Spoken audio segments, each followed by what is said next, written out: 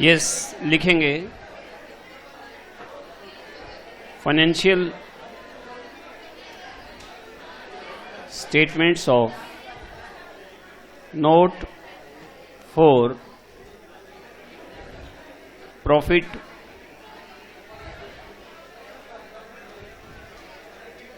Organisations.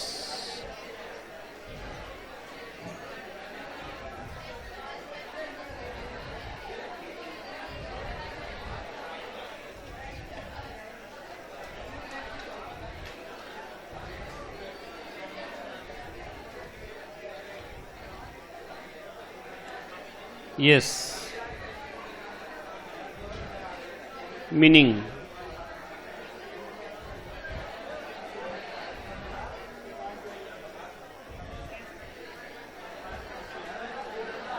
a non-profit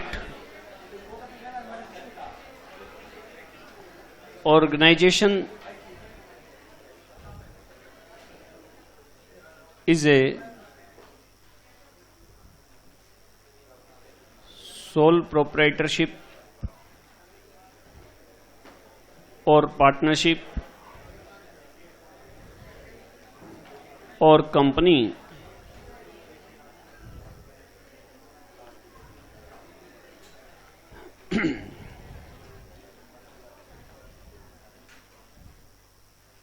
which has its legal entity and it is operated for the social welfare or benefits.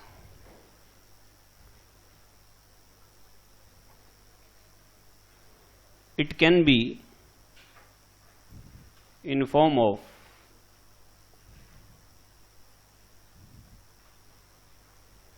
education institutions,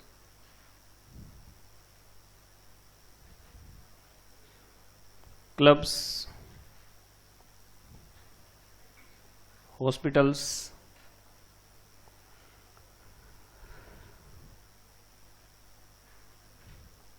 temples, churches, masjids, etc. A non-profit organization is a sole proprietorship or partnership or company which has its legal entity.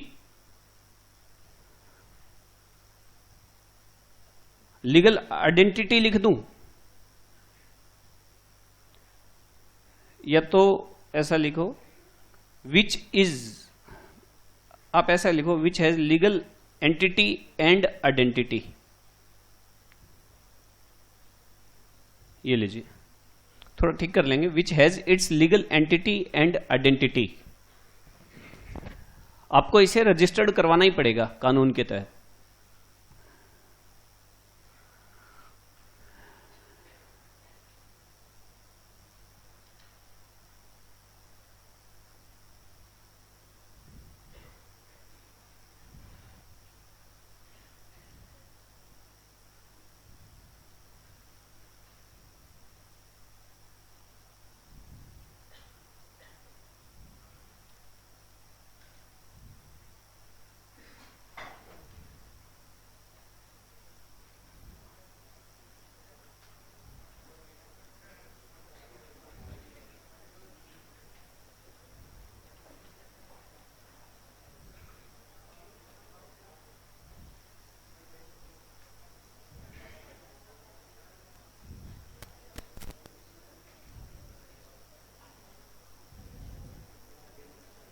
Yes,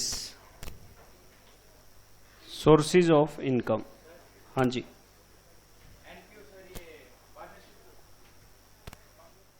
इन्होंने पूछा है क्या NPO partnership भी हो सकती है? बिल्कुल हो सकती है, आप किसी भी फॉर्म में एनपीओ चला सकते हैं। देखो मैं पढ़ के दिखाता हूं, सोल प्रोप्राइटर्स और ए ग्रुप ऑफ पार्टनर्स और शेयर होल्डर्स। लो जी, sources of income.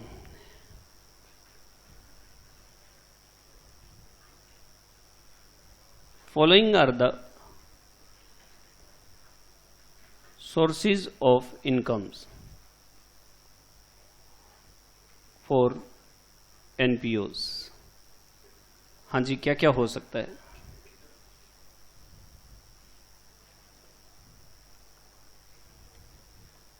Entrance fees, entrance fees, entrance fees, it is a fees which is received from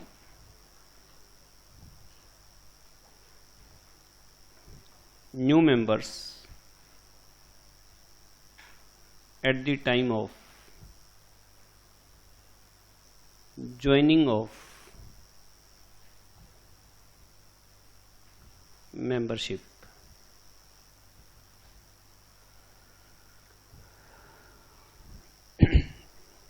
It is a fees which is received from new members at the time of joining of membership।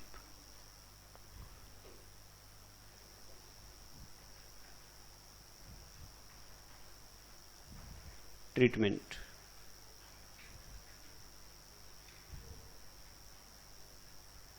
entrance fees can be treated as capital nature income। It is shown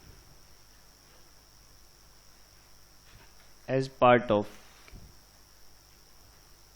capital or general fund।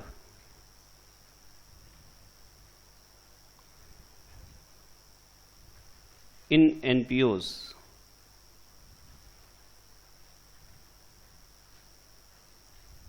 general fund is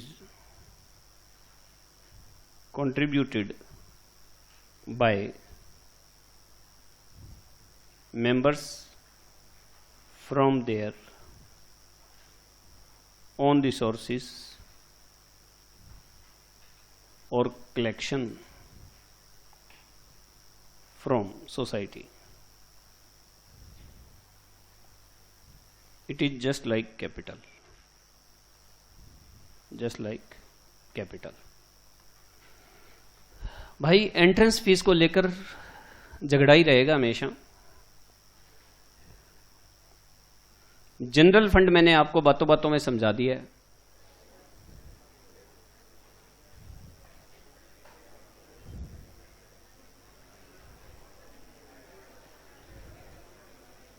If rules of society, that is NPO, आवाज नहीं भाई, that is NPO। बात सुनो, अब आप लोगों ने जो पढ़ा है ना भूल जाओ उसको, बात खत्म हो गई। चाहे प्रैक्टिकल है चाहे थ्योरी है। आप लोगों के ग्रेवाल साहब क्या कहते थे, गोयल साहब क्या कहते थे, शर्मा जी क्या कहते थे, भूल जाओ सारी चीजें। अब हमारा स्टडी मटेरियल चलेगा जो भी होगा, ठीक है ना। हाँ, अब कोई डिस्कस करने की जरूरत नहीं है। मेरी बताई हुई बात में कहीं भी आपको कुछ कॉन्ट्राडिक्शन नजर आए वो बात करेंगे बस, ठीक है। Revenue nature income, if rules of society या NPO prescribe that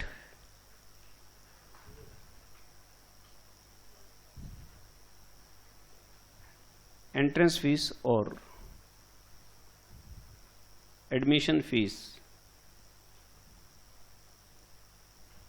should be treated as revenue nature income,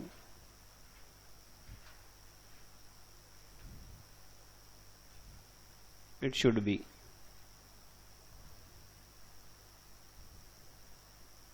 treated the same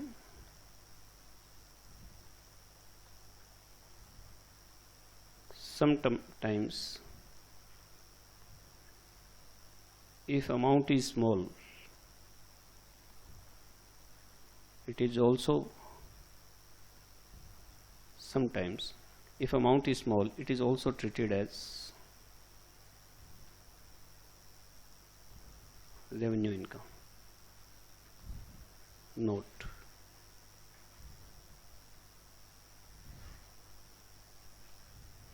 if nothing clear,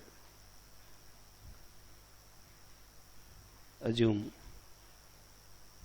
capital nature.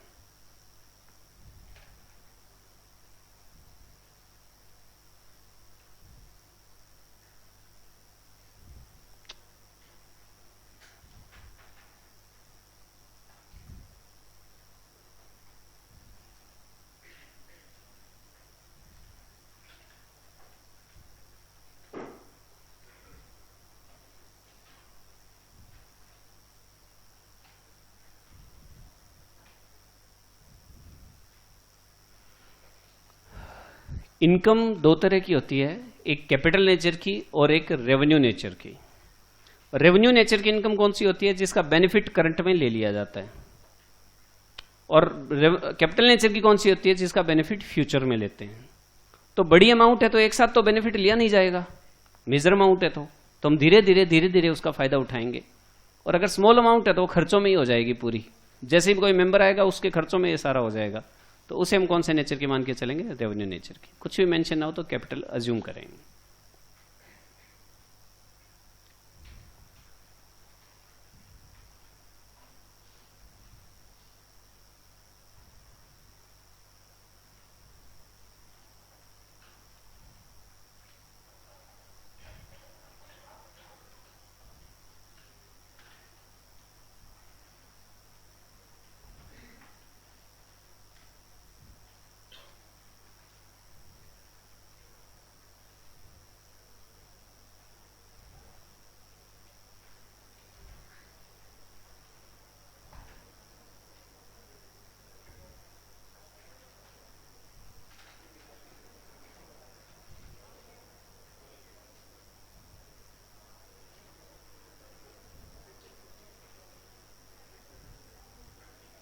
Yes, हो गया।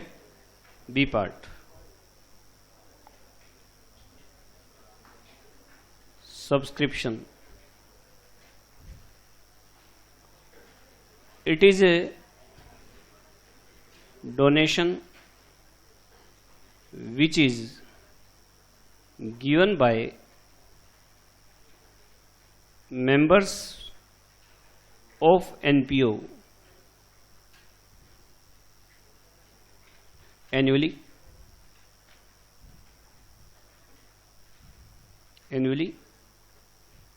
Its amount can be fixed or variable. It is treated as revenue nature income, being regular receipt and is utilized for payment of expense. ये लीजिए। C part है donation.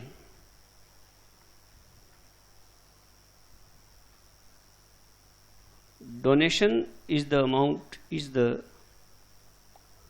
Amount given by non members or members in excess of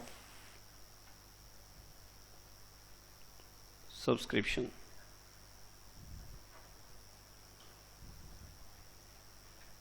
It can be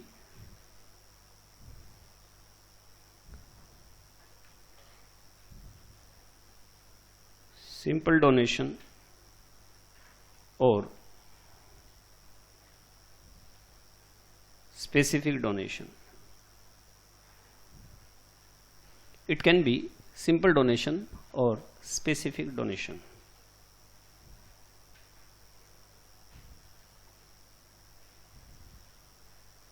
Simple donation is treated as revenue nature income, but if donation is received for some specific purpose,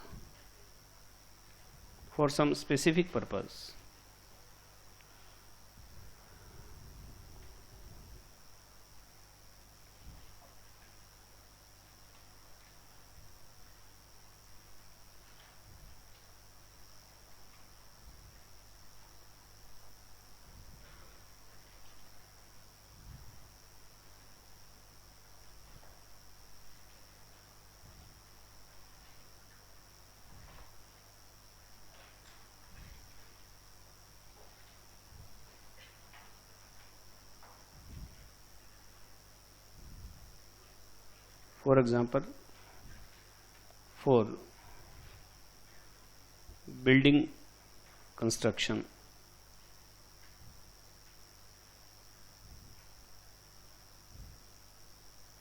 it should be written on liability side as concern fund. For example,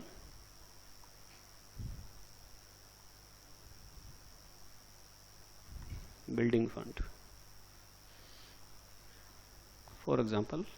fund.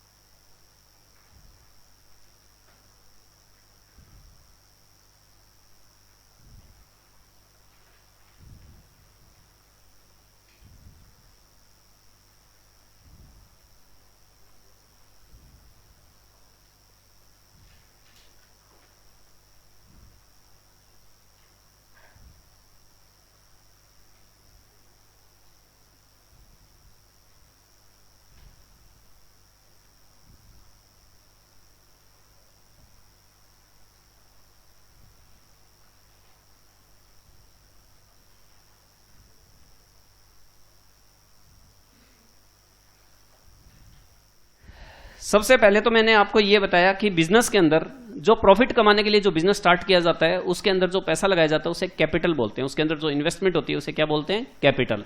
लेकिन non profit के अंदर capital नहीं लगती। चाहे मैं अपने घर से पैसे लगाकर एनपीओ स्टार्ट करूं, चाहे हम सभी लोग मिलाकर पैसे फिर स्टार्ट करें, उसे हम बोलेंगे सामान्य फंड, सामान्य संचय, जनरल फंड, कैपिटल फंड। ठीक है जी, क्योंकि ये जनता का फंड है और इसका हिसाब भी देना पड़ेगा आपको। तो ये जनरल फंड होता है। और इनकम कहां से आती है, और जो नए नए मेंबर एंट्री करते हैं उनसे हम एंट्रेंस फीस या एडमिशन फीस लेते हैं एडमिशन के टाइम। ये अमाउंट छोटी भी हो सकती है और बड़ी भी हो सकती है। बड़ी अमाउंट हो तो उसे हम कैपिटल मानते हैं, छोटी अमाउंट हो तो हम रेवेन्यू मानते हैं। ठीक है, छोटी अमाउंट को रेवेन्यू इसलिए मानते हैं क्योंकि जब छोटी अमाउंट के पीछे इंटेंशन यही रहती है कि नया मेंबर आ जाए, नया मेंबर जुड़ जाए, उसका खर्चा पानी बहुत है। जब किट वगैरह देनी हो, फॉर्म भरवाना हो, कुछ भी आइडेंटिटी कार्ड वगैरह देना हो, उतना ही खर्चा हम उससे लेते हैं, तो इसलिए हम रेवेन्यू खर्चा मानते हैं उसे। कुछ भी मेंशन ना हो तो हमारा स्टडी मटेरियल उसे कैपिटल नेचर मानेगा। कई बार क्वेश्चन में कह दिया जाएगा कि हमें टोटल 5 लाख मिले से, जिसमें से 2 लाख अभी यूज कर लिया हमने, तो 2 लाख अभी यूज कर लिए, इसका मतलब रेवेन्यू हो गया, बाकी 3 लाख आपकी कैपिटल हो गई। ठीक है जी। एक मैंने आपको ये बताया कि सब्सक्रिप्शन क्या चीज होती है। देखो, आप लोग मेरे साथ एनपीओ के अंदर जब मेंबर बनेंगे तो आपसे मैं 2 तरह की इनकम लूंगा। एक तो एंट्री के टाइम एंट्रेंस फीस, और एक फिर हम बात करेंगे, यार देखो हम सभी लोग समाज सेवा के लिए जुड़े हैं, ठीक है, सोशल एक्टिविटी के लिए जुड़े हैं, सोशल वेलफेयर के लिए जुड़े हैं, तो हमें हर साल पैसा तो चाहिएगा। तो देखो भाई, देखो यार, जब तुम आए हो ना तो तुम्हारे से 500 रुपए लिए गए हैं, वो है एंट्रेंस फीस। अब हर बंदा साल के 200 रुपए जरूर जमा करवाएगा, उसे कहते हैं सब्सक्रिप्शन। क्योंकि आप अगर देखो, सब्सक्रिप्शन मीन चंदा और डोनेशन मीन दान, तो फर्क क्या हुआ इसके अंदर? ठीक है, तो डोनेशन किससे होगा? आप साल के 200 रुपए जमा करवा रहे हैं, उससे एक्स्ट्रा अगर करवा रहे हैं तो डोनेशन हो गया। आपने कहा ये लो 2000 रुपए जमा कर लो मेरे, 200 वो काट लेना, 1800 रुपए और हो गए बस, तो ये डोनेशन हो जाएगा आपका। कोई बाहर का मेंबर अगर देता है तो उसे सब्सक्रिप्शन नहीं बोलेंगे, क्या बोलेंगे? डोनेशन ही बोलेंगे हम लोग। ठीक है जी। ये तो सब्सक्रिप्शन की बात चल रही थी। तो सब्सक्रिप्शन के अंदर मैंने आपको कहा, सब्सक्रिप्शन की बात बता दी है। सब्सक्रिप्शन कौन से नेचर का होगा? रेवेन्यू नेचर का होगा। क्योंकि सब्सक्रिप्शन हम किस लिए, मैंने कहा भाई हम सभी लोग जुड़े हैं। मान लीजिए 50 लोगों ने मिलकर एक एनपीओ बना लिया, तो मैंने कहा यार अपन 50 लोग जुड़ तो गए हैं, अब इसमें से ये प्रेसिडेंट होगा, ये वाइस प्रेसिडेंट होगा, ये कैशियर होगा, ये सेक्रेटरी होगा, कुछ स्टाफ भी होगा। तो एक बंदे ने जिसको सेक्रेटरी बनाया था ना, उसने कहा बात सुनो, मैं ना अपना फुल टाइम इसमें देने के लिए तैयार हूं। हम सब ने तालियां बजाई, भाई वाह वाह बहुत अच्छे यार, अपना घर बार छोड़कर आ रहा है। बोले नहीं, अगली बात भी सुनो, मैंने दूसरा हाथ तो लगाया ही नहीं, मेरे को 25,000 रुपए महीने दे दो। मैं जहां नौकरी कर रहा हूं मुझे 1 लाख रुपए महीना मिल रहा है, लेकिन मैं वहां पर घुटन फील कर रहा हूं, मुझे सोसाइटी के लिए कुछ काम करना अपनी जिंदगी में। मेरे को 25,000 रुपए महीना दे दोगे तो मेरे घर का खर्चा चल जाएगा और मैं अपना फुल टाइम इसमें दे दूंगा, तुम लोग चाहे पार्ट टाइम देते रहो विषय। तो इस तरह से हमारे मेंबर्स में से ही कुछ लोग जो है ना पार्ट टाइम हमारे पास आ जाते हैं, फुल टाइम आ जाते हैं, तो उनकी सैलरी बांध देते हैं हम। आपने पढ़ा भी होगा सेक्रेटरीज ऑनरेरियम, सेक्रेटरी का ऑनरेरियम। तो हमने भी उसको कह दिया, मान लो एक तो सेक्रेटरी की सैलरी होती है, तो ये तो सैलरी हो गई। और अगर हम ये कहते हैं भाई तो आजा, देख 25,000 तो फिक्स नहीं है, लेकिन तेरा हम सम्मान कर दिया करेंगे, कुछ भी 20, 25, 30, हो सकता है 50 दे दें, हो सकता है 20 दे दें, हो सकता है कि हम कहें पिछली बार 50 लिए थे 10 वापस दे दे, ठीक है, क्योंकि समाज सेवा है भाई साहब, दांव पे लगाना पड़ेगा खुद को। तो उसे कहते हैं ऑनरेरियम, और अगर फिक्स हो जाता है तो उसे बोलते हैं सैलरी। और रेम्युनरेशन, कई बार हम वैसे पेमेंट कर देते हैं, उसे रेम्युनरेशन कहते हैं। तो कहने का मतलब यह है कि सब्सक्रिप्शन किस काम के लिए? जो हमारा रूटीन का खर्चा चलेगा, ऑफिस चलेगा, उन खर्चों को पूरा करने के लिए हम सब्सक्रिप्शन लेते हैं। तो इसलिए कौन से नेचर का है? रेवेन्यू नेचर का है। एक होता है डोनेशन, मीनिंग मैंने बता दिया। डोनेशन 2 तरह का होता है, एक सिंपल और एक स्पेसिफिक। सिंपल डोनेशन क्या है? सिंपल डोनेशन यही है, आपने देखा होगा कि जो ज्यादातर आप दुकानों पे जाते हैं, शोरूम पे जाते हैं, और है तो काउंटर के पास एक गल्ला सा रखा होता है, गौ माता, गौशाला, भैंसशाला है नहीं खैर, लेकिन पता नहीं क्यों नहीं है, वो तो समझ से बाहर है। तो क्या है, वो जो बॉक्सेस रखे होते हैं, तो आप वहां से पैसे लेते हैं, फिर आपको 10-10 रुपए के 2 खुले नोट मिले तो आपको वहां उसमें डाल दिया, चलो ये डोनेशन है, ये सिंपल डोनेशन है, आपने किसी इंटेंशन के साथ नहीं डाला, ठीक है। और फिर स्पेसिफिक क्या है? स्पेसिफिक ये है कि आप एक स्कूल चला रहे हैं, एनपीओ का एक स्कूल चला रहे हैं, नॉन प्रॉफिट ऑर्गेनाइजेशन का, गरीब बच्चों को फ्री पढ़ाते हैं आप, या बड़ी माइनर सी फीस लेते हैं 5 रुपए 10 रुपए। तो उसमें शहर के कोई जो फेमस लाला जी हैं उनको बुला लिया, इंडस्ट्रियलिस्ट को बुला लिया, या किसी और बड़े प्रोफेशनल को बुला लिया जो खूब कमाता है, ठीक है, उसको बुला लिया आपने, उन्होंने यहाँ फिर गाने वाने गाए, स्वागत करते हैं, ऐसे वैसे फूल फाल बरसा के उनको सेट किया पूरा अच्छे से, और फिर कहा जी लाला जी 2 शब्द कहेंगे। फिर वो आगे तो देखो मैंने स्कूल देखा, बहुत अच्छा है, ये आप लोग समाज के लिए बहुत अच्छा काम कर रहे हैं, मैं इससे बहुत खुश हुआ हूँ। उधर वो प्रेसिडेंट कह रहा है जल्दी बोलो यार कितने दे रहे हो, ठीक है। तो वो फिर कहते हैं कि भाई मैं ऐसा करता हूँ, मैं इस स्कूल के अंदर 15 लाख रुपए जमा करवा रहा हूँ, और 15 लाख से आप ऐसा करो, बच्चों के लिए एक बैडमिंटन हॉल बना दो। ये स्पेसिफिक हो गया, ये स्पेसिफिक डोनेशन हो गया। इसे आप रेवेन्यू इनकम नहीं मान सकते। अब ये आपकी लाइबिलिटी हो गई कि जब तक बैडमिंटन हॉल, वैसे बैडमिंटन हॉल बनाने का कहां आता है? एसेट्स के अंदर। बिल्डिंग बढ़ गई ना आपकी, लेकिन जब तक एसेट बन नहीं जाती तब तक वो लाइबिलिटी में रहेगा। किससे? बिल्डिंग फंड के नाम से रहेगा जी। तो उसने कहा कि ये हॉल बनाया जाए और यहां पर ये पे कर दिया जाए। तो उन्होंने 15 लाख रुपए हमारे को बिल्डिंग डोनेशन दिया, तो उसे हम स्पेसिफिक डोनेशन कहते हैं, जिसे बिल्डिंग फंड कहते हैं। कई एनपीओ क्या करते हैं, वो 15 लाख रुपए जो मिला ना, उसको भी ब्याज पर चढ़ा देते हैं कि बिल्डिंग बनाने में अभी टाइम लगेगा, 1 साल 2 साल 3 साल जो भी है वो टाइम लगेगा, तब तक ब्याज कमाते हैं। तो वो बिल्डिंग फंड इन्वेस्टमेंट बन जाती है। एक होता है बिल्डिंग फंड और एक होती है बिल्डिंग फंड इन्वेस्टमेंट। उस इन्वेस्टमेंट पर हम बाद में बात करेंगे, ये पेंडिंग रहेगा अपना पॉइंट, वो जब आएगा क्वेश्चन के अंदर तब करेंगे। पहले हम सिंपल बातें करते हैं, जो हल्की हल्की बातें हैं वो करेंगे। चलिए जी, तो ये स्पेसिफिक डोनेशन था और उसे हम बैलेंस शीट की लायबिलिटी में बिल्डिंग फंड के नाम से शो करेंगे, ठीक है। तो डोनेशन 2 तरह का हो सकता है, सिंपल और स्पेसिफिक। इसको कई बार अमाउंट से भी रिकॉग्नाइज किया जाता है। छोटी अमाउंट है तो सिंपल मानते हैं, बड़ी अमाउंट है तो स्पेसिफिक मान लेते हैं। ये इसमें कुछ नहीं है कि कुछ ना दिया हो तो क्या मानना है, वो डिपेंड करेगा डिसीजन के ऊपर, और जनरली बता भी दिया जाएगा, आपको कंफ्यूजन नहीं रहेगी। डोनेशन वैसे रेवेन्यू नेचर की इनकम है। भी एनपीओ किससे चलता है? चंदे से चलता है, दान से चलता है, तो आपको इनकम में दिखाना है ताकि खर्चे पूरे हो सके। कैपिटल इकट्ठी करके क्या करोगे डोनेशन की, तो इसलिए रेवेन्यू नेचर का मानते हैं हम जनरली, ठीक है।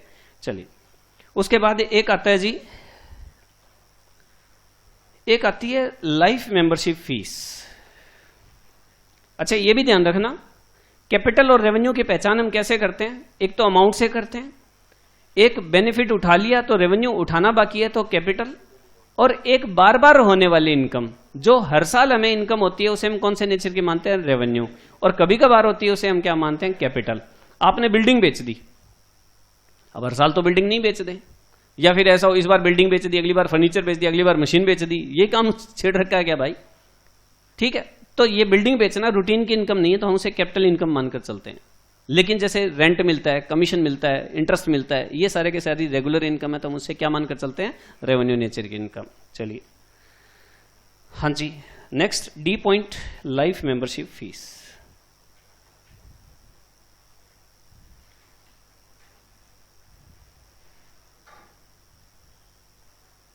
Life membership fees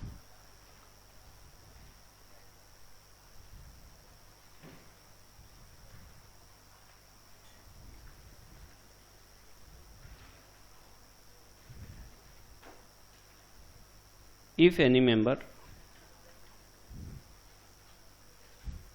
pays his fees for his lifetime,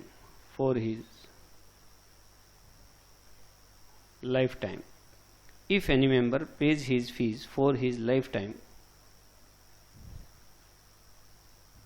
it is called life membership fees. It is treated as capital receipt, being non-regular income. इसे हम क्या मानकर चलेंगे? कैपिटल नेचर के।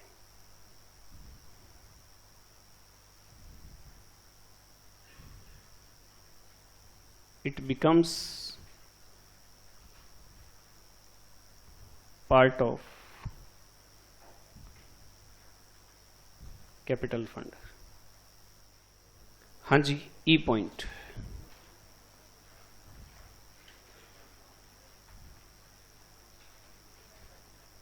Endowment fund donation. Endowment fund donation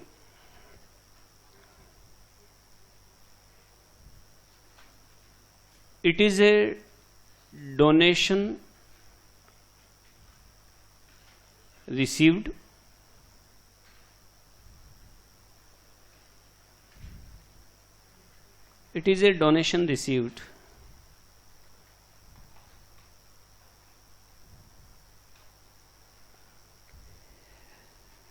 and only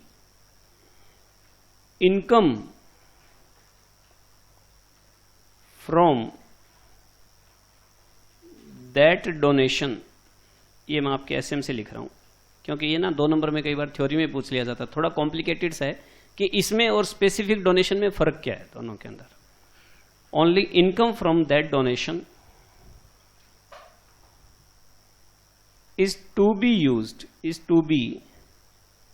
used for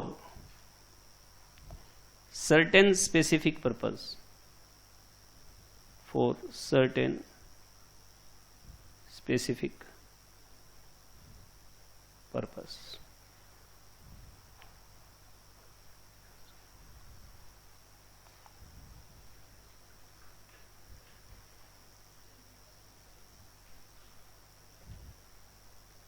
It is shown on liability side and income earned from such fund is added to this fund and expense are deducted from it। लो जी,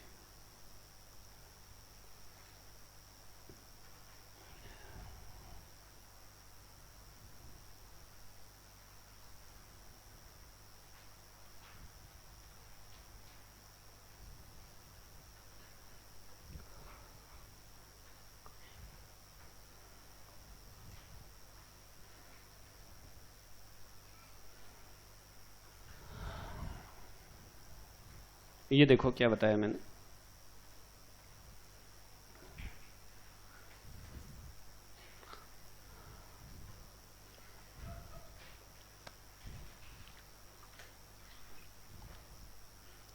क्या है हमारे शहर में भाई, पहले ना को education के कॉलेजेस थे, बॉयज और गर्ल्स इकट्ठे ही पढ़ते थे, और इसके कारण क्या होता था कि जो हमारी ट्रेडिशनल फैमिलीज हैं, कुछ लोग जो सोचते थे भाई लड़कियों को कॉलेज भेजना गलत है, बिगड़ जाएंगी, माहौल खराब है, ऐसे वैसे जो भी सोचते थे, तो वो लोग लड़कियों को पढ़ने के लिए भेजते नहीं थे। ये पुरानी बात है जो मेरे देखते देखते डेवलप हुआ है ये सब। तो क्या होता था कि फैमिलीज कंजर्वेटिव थी, लड़कियां पढ़ना चाहती थी और उनको जो है उनके पेरेंट्स पढ़ने के लिए भेजते नहीं थे। तो क्या हुआ कि हमारे शहर के एक बहुत बड़े लाला जी थे, तो उन्होंने क्या किया, एक लड़कियों के लिए एक स्कूल खुलवा दिया, स्पेशल स्कूल खुलवा दिया, जिसका नाम FC स्कूल था, FC सीनियर सेकेंडरी। पहले हाई स्कूल था, फिर उसका नाम सीनियर सेकेंडरी स्कूल रख दिया गया।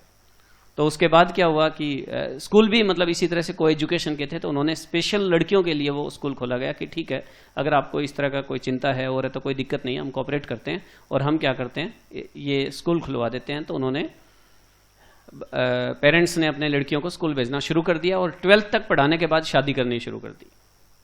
तो पहले वो शादी बिना पढ़ाई हो जाती थी, उसके बाद लड़कियों ने 12th करना शुरू किया, 12th करने के बाद शादी करनी शुरू कर दी। अब उन्होंने कहा, लाला जी ने कहा भाई अब क्यों नहीं भेज रहे आगे कॉलेज में, अब तो भेजो। तो उन्होंने कहा जी आगे कॉलेज भी को एजुकेशन के, हम तो 12वीं तक ही भेज सकते हैं, लड़कियों के कॉलेज में भेजना है, लड़कियों का कॉलेज कोई है नहीं। तो उन्होंने क्या कि ग्रेजुएशन भी स्टार्ट करवा दीजिए, BCom BA MA वगैरह, BCom BA और ये BSc वगैरह स्टार्ट करवा दी। तो उन्होंने, क्योंकि वो सोशल वेलफेयर के लिए काम करते थे, उनका एक बड़ा ग्रुप था, पैसे भी अच्छे थे, लगा देते थे डोनेशन के रूप में, और चलता था सारा का सारा।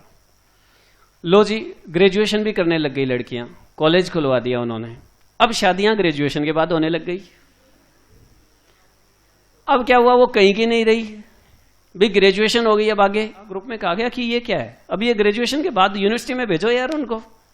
एक्चुअली उस कॉलेज में MCom नहीं थी, BCom के बाद MCom होती है, MCom उस कॉलेज में थी नहीं, MCom यूनिवर्सिटी में थी, यूनिवर्सिटी के लिए अपना शहर छोड़ना पड़ता है। अब वहां नहीं भेजते भाई, बाहर कैसे भेजें, बाहर माहौल खराब है, पहले यहां था बाहर है, ठीक है ना, क्योंकि जिसको उल्टा सोचना होता है वो हर जगह सोच ही लेता है। तो बोले जी बाहर माहौल खराब, अब नहीं भेज सकते। तो उन्होंने कहा क्या प्रॉब्लम है, ये कॉलेज खोल दिया, अब इससे इनकम हो रही है, अब आप इससे MCom स्टार्ट करो। जो ग्रुप के जो लोग थे उनसे बात की, तो उन्होंने कहा जी देखो कॉलेज खोल दिया है, फीस हम ज्यादा लेते नहीं है, खर्चा हम पूरा करते हैं, तो जो इनकम आती है, फीस आती है और खर्चे हैं वो लगभग बराबर से हैं, हमें प्रॉफिट नहीं होता। तो उन्होंने कहा अच्छा, तो MCom के लिए क्या चाहिए, MCom के लिए स्टाफ ज्यादा क्वालिफाइड चाहिए जी, सीनियर बच्चे होते हैं उनको पढ़ाने के लिए ज्यादा क्वालिफाइड स्टाफ चाहिए, एडमिनिस्ट्रेटिव स्टाफ ज्यादा चाहिए, यूनिवर्सिटी भी अपनी फीस मांगती है, डिग्री लेके आएंगे कॉलेज में वो फीस भी देनी पड़ेगी। तो फिर सभी मेंबर्स ने, ट्रस्ट के मेंबर्स ने क्या किया, सबने मिलाकर, मान लीजिए, वैसे बता रहा हूं मैं कि मान लीजिए 10 मेंबर थे उस कॉलेज के, ट्रस्टीज जो थे, ट्रस्टीज बोलते हैं उनको, तो 10 लोगों ने 5-5 लाख रुपए इकट्ठा करके 50 लाख रुपए कॉलेज में जमा करवा दिए जी। 50 लाख रुपए कॉलेज में जमा करवा दिए और 50 लाख रुपए पर 5 लाख रुपए महीने की आमदनी होनी शुरू हो गई, चाहे उसको ब्याज पे चढ़ाए हो, चाहे इन्वेस्ट किया हो कहीं भी, कुछ भी। तो 5 लाख रुपए महीना की इनकम होनी शुरू हो गई वहां से। और उन्होंने कहा अब ऐसा करो, ये MCom लाने वाला काम तो हम अलग से कर रहे हैं, इस 50 लाख से अलग MCom ला दिए, लो जी यूनिवर्सिटी की फीस हमने भर दी है, MCom हम यहां ले आए हैं। अब ये 50 लाख जो डिपॉजिट है ना, उससे जो पैसा आएगा ना, उससे आप अपने MCom के स्टाफ का खर्चा चलाओ, ठीक। तो ये जो 50 लाख रुपए थे, अब देखो उससे बिल्डिंग नहीं बनानी, बिल्डिंग फंड नहीं है, ठीक है। और बिल्डिंग फंड भी होता अगर वो कहते हैं ना, देखो जी हमारे यहाँ कमरे नहीं है, MCom को पढ़ाने के लिए 4 कमरे अलग से चाहिए, वो रूम्स नहीं है यहाँ पर, वो कहते हैं ये लो 50 लाख रुपए कमरे बना दो, तो वो बिल्डिंग फंड हो जाता, वो स्पेसिफिक डोनेशन हो जाता, और बिल्डिंग बनाते ही वो खत्म हो जाता वो डोनेशन, ये फंड खत्म नहीं होगा।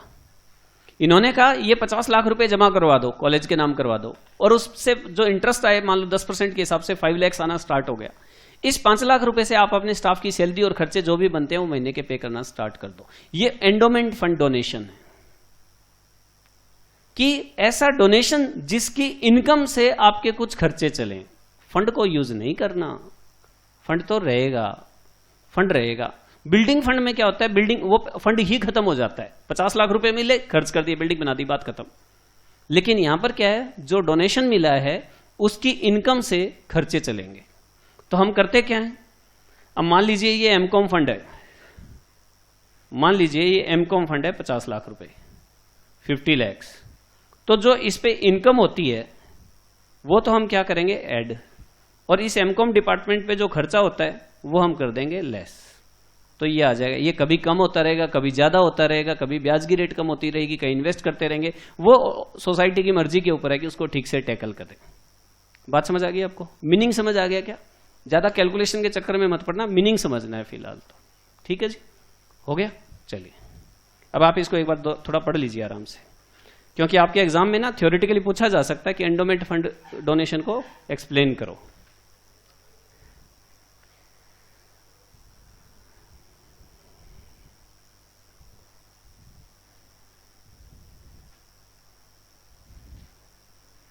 एक होती है लीगेसी, वसीयत।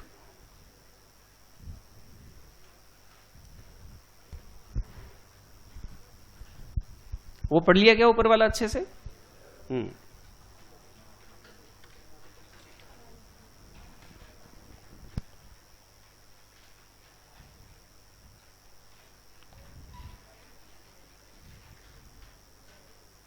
It is an amount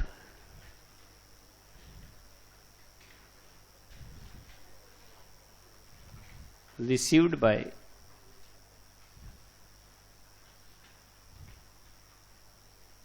organization. It is an amount received by organization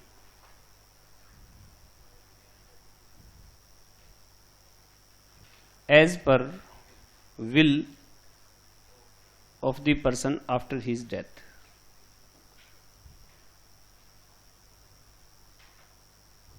After his death of the person.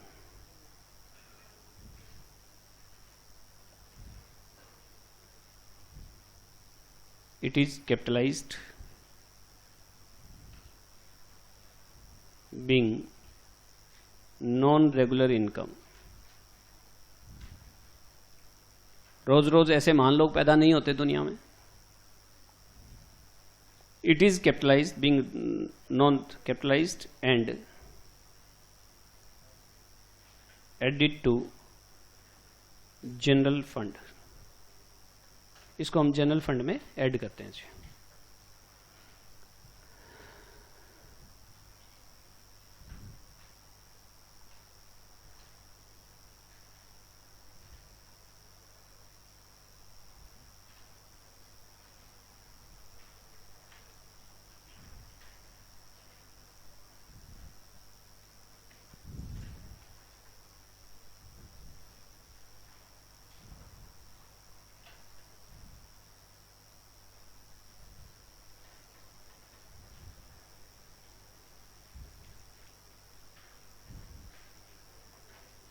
Honorarium,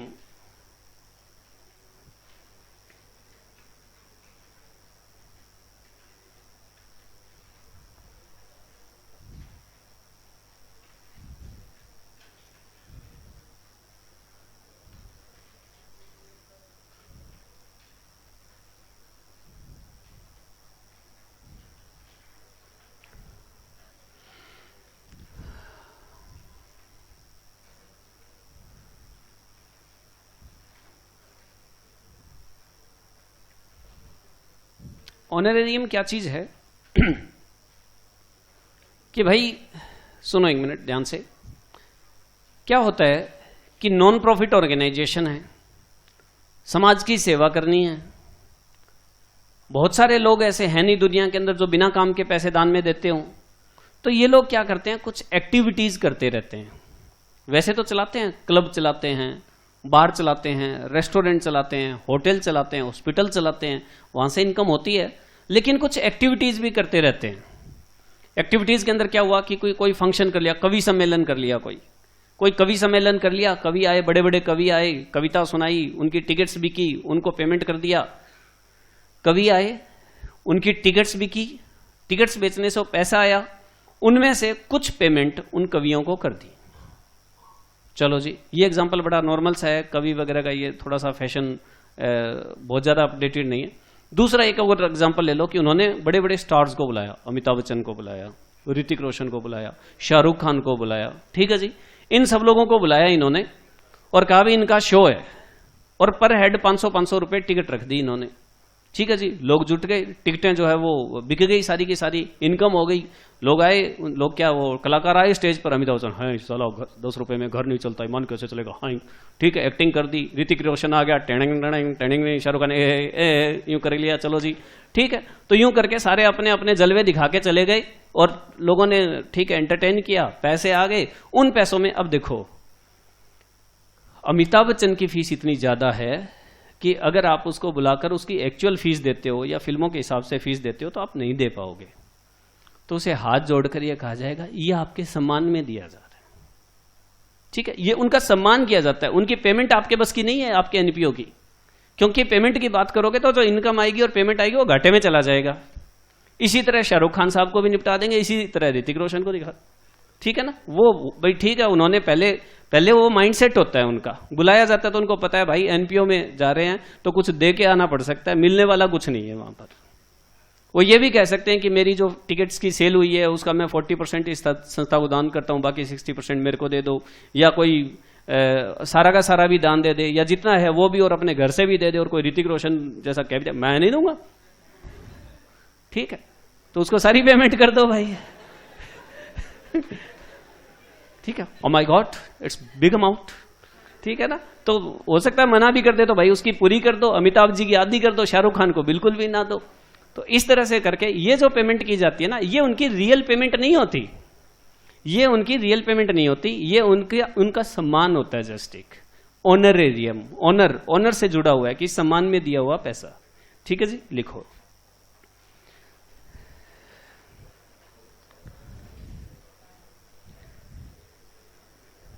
it is the payment which is made to persons who are not employees of the organization and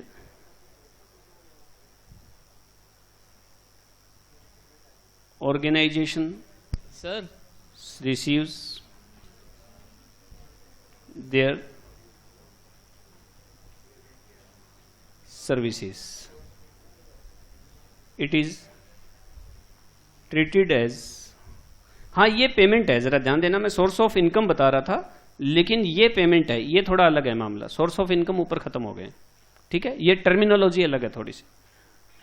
it is treated as revenue expense, revenue expense.